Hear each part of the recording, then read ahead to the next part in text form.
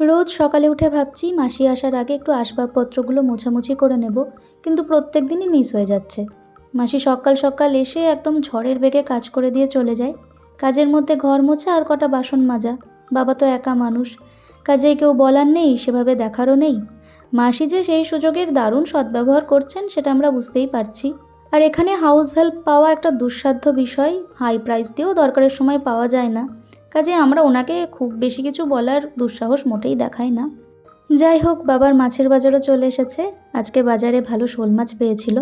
শোল মাছ আনলে ছালগুলো ছাড়িয়েই আনে, কিন্তু আজকে মাছবালা নাকি ছাড়িয়ে দেয়নি। আর মাছের মাথা আর লেজাটা আলাদা করে রেখেছি। আর বেড়ালগুলোর জন্য একটু বাটা মাছ ছোট ছোট করে কেটে এনেছে। আর রানীবুড়ির চিকেন লাগতো, তো একটা ব্রেস্টও নিয়ে চলে এসেছে। মাছগুলোই সব নুন হলুদ মাখিয়ে রাখলাম।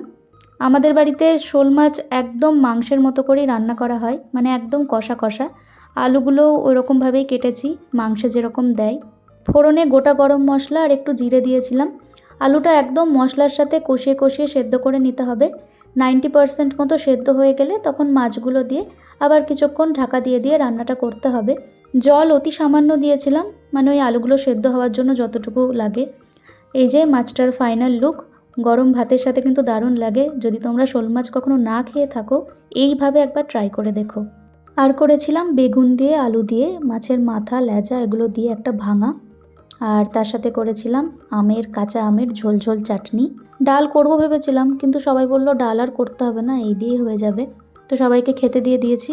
আমার বর আজ দুপুর দুপুর করে চলে এসেছে। কাল আমরা চলে যাব, তো ওই জন্য এসেছে আমাদের নিয়ে যেতে। আজকের দিনটা থাকবে। ও না বেশি মশলাদার খাবার একদম পছন্দ করে না।